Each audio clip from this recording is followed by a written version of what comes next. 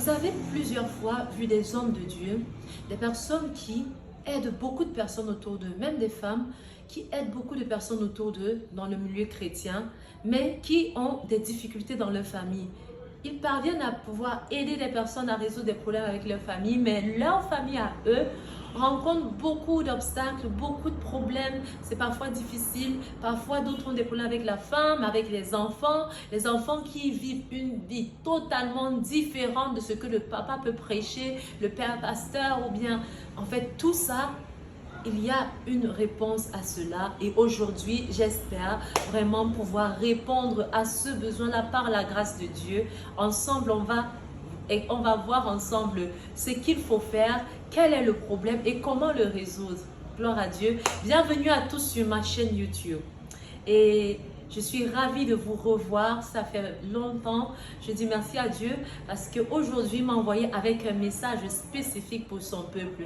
Merci de vous abonner, merci de liker afin que la vidéo soit recommandée autour de vous. Moi, c'est Ariel Victoire, servante de Jésus-Christ par ordre de Dieu. Mon Père et de Jésus-Christ, mon espérance. Donc, revenons au sujet principal. Pourquoi est-ce qu'il y a beaucoup d'hommes de Dieu et des femmes qui rencontrent des difficultés dans leur famille? Parce qu'il y a souvent ce problème des 5 priorités. Quelles sont les 5 priorités pour un chrétien? On a 5 priorités. La première priorité pour un chrétien, c'est Dieu. Deutéronome 6, chapitre 6, verset 5, qui nous dit « Tu aimeras l'Éternel ton Dieu de tout ton cœur, de toute ton âme et de toute ta force. » C'est d'abord Dieu. Dieu passe avant moi qui suis la deuxième priorité dans ma vie. Donc, après Dieu, la deuxième priorité, c'est toi. Tu as d'abord Dieu en priorité, ton intimité avec Dieu, comment tu gères ta relation avec Dieu, ton temps de prière, tes moments de méditation, comment tu passes ton temps avec Dieu. Première des choses, il passe avant toute chose. C'est pour cela que Jésus-Christ a dit que si tu ne peux pas aimer ton père, si tu ne peux pas laisser ton père, ta mère, te laisser toi-même haïr ta propre vie, tu ne peux pas me suivre. Et il le disait gentiment, il a essayé d'expliquer, c'est pas comme si il voulait être méchant, c'est juste que pour suivre Dieu vraiment, il faut plus avoir à s'accrocher à sa vie, et sinon tu seras influencé par l'extérieur au lieu d'être influencé par Dieu qui a des plans de paix et non de malheur pour moi, qui a un plan merveilleux pour ta vie. Donc il faut totalement t'abandonner à Dieu et suivre sa directive. Donc la première priorité pour moi chrétienne, c'est d'abord Dieu. Ta relation avec Dieu, c'est la chose la plus importante pour toi chrétien. S'il n'y a pas cet ordre-là, les choses vont être difficiles. On continue. J'ai dit, deuxième chose, c'est toi. Tu dois t'aimer.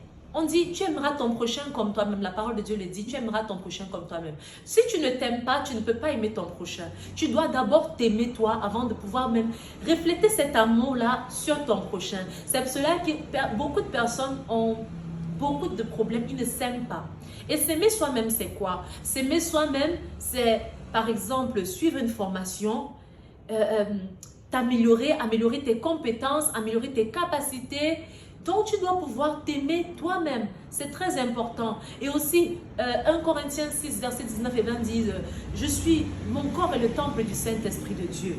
Je ne m'appartiens pas à moi, mais j'appartiens à Dieu. » Donc, si j'aime Dieu premièrement, je devrais aimer son temple qui est moi et en prendre soin. Donc, s'aimer soi-même, c'est prendre soin de ce corps, prendre soin de moi, prendre soin de mes capacités, m'améliorer, être la meilleure personne que je devrais être chaque jour. C'est ça, s'aimer. T'aimer, c'est te prendre en main. Ne pas te laisser aller, mais prendre soin de ton corps, prendre soin de ta vie professionnelle, prendre soin de tes projets, faire des formations, t'améliorer, surtout pour les femmes au foyer. Vraiment, je pense beaucoup à vous, mesdames. Vous faites un boulot énorme et c'est merveilleux. Mais parfois, vous vous oubliez vous-même. Pourtant, il est important de s'aimer soi-même. Quand tu t'aimes, tu pourras facilement communiquer cet amour à tes enfants et à ton mari. Ce qui est très important. Prenez du moment parfois pour vous. Prenez du moment parfois pour vous faire plaisir. Prenez du moment parfois pour pouvoir faire une formation peut-être vous voulez faire depuis, améliorer une capacité, une compétence en vous que vous avez depuis des années. C'est important pour vous afin de vous sentir plus épanoui. Faire des choses parfois pour vous sans pour autant oublier le reste. N'oublions pas donc, ce n'est pas que vous allez oublier le reste, mais prendre du temps pour vous, c'est important. Apprenez à vous aimer. Si vous voulez davantage développer cela, n'hésitez pas à me contacter. Je pourrais vous conduire dans cette lancée-là avec l'aide du Saint-Esprit. Merci. Donc, deuxième chose qu'on a dit, c'est s'aimer soi-même. C'est la deuxième priorité. La troisième priorité, c'est quoi? Troisième priorité, il y a des sous-sections. Troisième priorité, c'est ma famille. C'est pas l'église. Non, non, non. La troisième priorité, c'est d'abord la famille.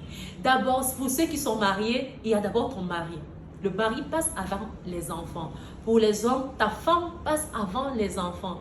Pourquoi? Parce que tu as créé, Dieu vous a unis pour que vous ne soyez qu'une seule. Tu ne peux pas diviser. Tu dois d'abord aimer ta femme. Quand j'ai dit que l'homme quittera son père et sa mère, s'attachera à sa femme et les deux ne formeront plus qu'une seule chair. Vous ne formez plus qu'une seule chair.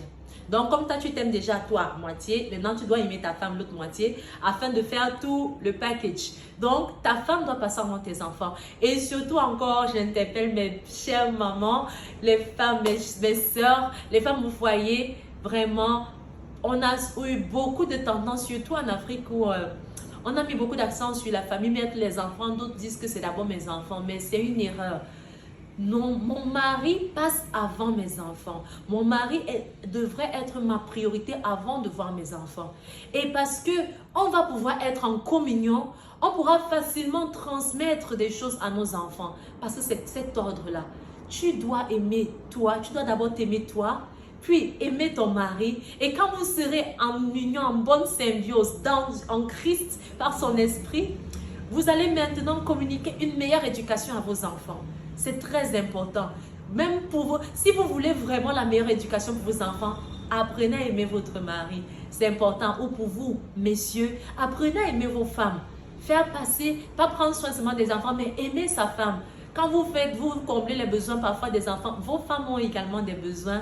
Bon, ça c'est un sujet un peu plus vaste. Aime d'abord Dieu, aime-toi, aime ta famille. Pour ceux qui ne sont pas mariés, aime ta famille, tes frères, tes soeurs, tes proches. Maintenant, comme j'ai dit, la famille, il y a des sous-sections. C'est d'abord ton mari, pour ceux qui sont mariés, ton épouse, pour ceux qui sont mariés, puis les enfants, puis maintenant la grande famille et tout, les tantes, les mamans, le père. Oui, tu dois honorer ton père et ta mère, tout ça, c'est le paquet. Ça, c'est en troisième position. Après la famille, on a maintenant l'église. Après l'église, on a le monde. Donc, pour ceux peut-être qui vont dire que maintenant, je vais servir Dieu, comment est-ce que on peut dire que ma famille passe avant l'église? Il y a le verset dans 1 Timothée chapitre 5, verset 8. 1 Timothée chapitre 5 qui dit, si tu n'as pas soin des siens, principalement ceux de ta famille, ceux que tu as régné la foi et tu es pire qu'un infidèle. Vous vous imaginez? Donc, la parole de Dieu dit que si tu n'as pas soin de ta famille, tu es pire qu'un infidèle. Donc, normalement, tu dois, en tant qu'enfant de Dieu, refléter d'abord la nature de Christ autour de toi, autour de ta famille, avant d'aller gagner le monde. Avant d'aller gagner, avant de faire des choses dehors, aller évangéliser, il faut commencer d'abord par ta famille. C'est important. Donc, je reprends encore. Première priorité, c'est Dieu. Deuxième, toi. Troisième, ta famille. Quatrième, l'église. Cinquième, c'est le monde. Certains grands hommes de Dieu ont eu des problèmes dans leur foyer parce qu'ils ont trop donné à l'église et ils n'ont pas pris soin de leur famille à la maison. Parfois, ils ont laissé madame gérer la maison seule. Pourtant, elle ne peut pas gérer seule. C'est à deux. Elle a son rôle à jouer, mais elle ne peut pas tout faire seule. Il y a le rôle que papa doit jouer. Pareil pour certaines femmes qui se sont tellement investies dans le ministère, elles ont abandonné certaines tâches dans la famille. Pourtant, parfois même abandonner le mari, elles ont décidé de prendre soin des enfants et laisser le mari dans son coin seul. Non, il y a tout cet équilibre. Il faut suivre ses priorités, cet ordre-là. C'est très important pour l'équilibre. Il y a beaucoup d'hommes de Dieu dont je ne peux pas faire mention qui ont subi cela, qui ont subi vraiment c'est pour ça que parfois il y a eu des scandales dans des foyers chrétiens parce que le mari était tellement investi ou la femme était tellement investie à l'église, à l'évangélisation, dans les croisades et tout, et elle a abandonné la famille. Et la famille est restée là parce qu'il y a eu, comme la nature a horreur du vide, le vide a été comblé par autre chose, autre que ce que Dieu avait planifié. Donc, je vous prie, bien-aimés frères et sœurs, revoyez ces priorités, méditez dessus. C'est très important de garder ces 5 priorités-là et dans le bon ordre et d'être équilibré. C'est un équilibre de tout. Ce que je veux attirer, quand je dis équilibre, c'est tu ne vas pas aller prendre soin de la famille et abandonner peut-être ta relation avec Dieu, ou bien prendre soin de la famille et ne pas évangéliser. Non, c'est pas ce que je dis. Tu ne vas pas aller partir parce que d'autres parfois un peu tordent un peu le message parfois, donc je veux vraiment attirer votre attention dessus. C'est une question d'équilibre. Donc, si tu vas évangéliser, c'est très bien. Tu es à l'église, tu es investi dans les activités de l'église, c'est très bien aussi. Mais aussi, n'oublie pas ta famille, ne t'oublie pas toi, n'oublie pas ton Dieu. Avant toute chose, d'abord Dieu, moi, ma famille, l'église, le monde.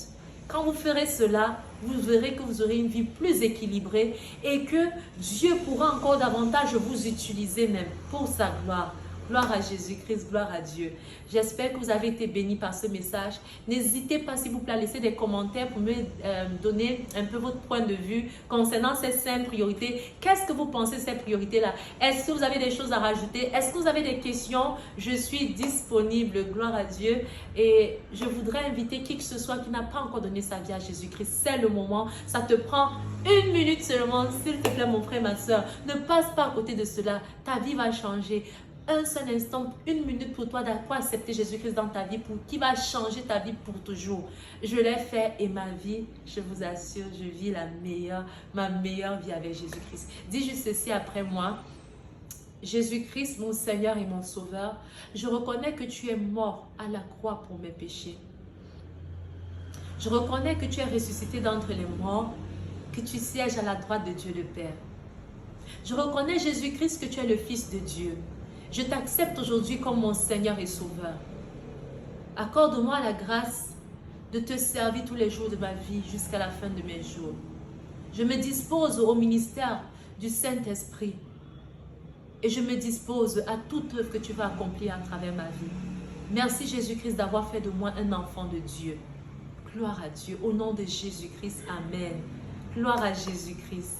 Merci beaucoup. Gloire à Dieu si tu as fait cette prière et tu as besoin d'un suivi. Si vous avez des sujets de prière, n'hésitez pas à me contacter pour qu'on prie ensemble. Et je veux prier pour qui que ce soit qui est malade maintenant.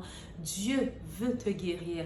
Dieu veut te guérir, s'il te plaît. Ne pense pas une seule seconde que la maladie la vient de Dieu. Prie avec moi. Mets la main sur la partie où tu ressens la douleur maintenant. Et prions ensemble au nom de Jésus-Christ. Au nom de Jésus-Christ. Cette personne-ci, pour qui je prie, toute personne qui entend ma voix, toute personne qui écoute cette voix, au nom de Jésus-Christ, la puissance de Dieu a envahi l'endroit où vous trouvez et guérit toute maladie, toute infirmité présente dans votre corps. Je commande à tout esprit d'infirmité, tout esprit de maladie, tout esprit de douleur, toute maladie qu'importe ton nom, par le nom de Jésus-Christ, le nom au-dessus de tout nom. Je vous lis, esprit d'infirmité, et je vous chasse de ces corps. Je proclame la guérison. Je proclame que par les meurtrissures de Jésus-Christ, s'ils sont guéris, je proclame la guérison totale. Toute maladie sort, les captivités, tous ceux qui sont retenus captifs, je coupe les chaînes par le nom de Jésus-Christ. Je proclame une guérison totale dans vos vies. Soyez libres maintenant. Recevez votre guérison au nom de Jésus-Christ. Jésus-Christ a payé le prix depuis des années, depuis des milliers d'années à la croix pour votre guérison. Recevez la guérison. Vous ne pouvez pas être malade au nom de Jésus-Christ. Je proclame que vous êtes guéris de toute douleur, de toute captivité, de toute oppression. Maintenant, au nom de Jésus-Christ, à la mention du nom de Jésus-Christ, tout genou fléchi, je vous chasse, puissance des ténèbres qui retenait captif ces vies. Au nom de Jésus-Christ, gloire à toi éternel. Merci papa, merci infiniment. Merci mon Dieu, merci éternel. Alléluia. Au nom de Jésus-Christ, au nom de Jésus-Christ, Amen. Gloire à Dieu. Merci d'avoir pris de votre temps. Merci pour ce merveilleux moment. Merci de partager aussi autour de vous. N'oubliez pas de liker et de vous abonner. Bonne journée à vous et à la prochaine. Dieu, il existe. Il est là. Il est là. Il est capable. Si tu crois que Dieu est capable de te délivrer,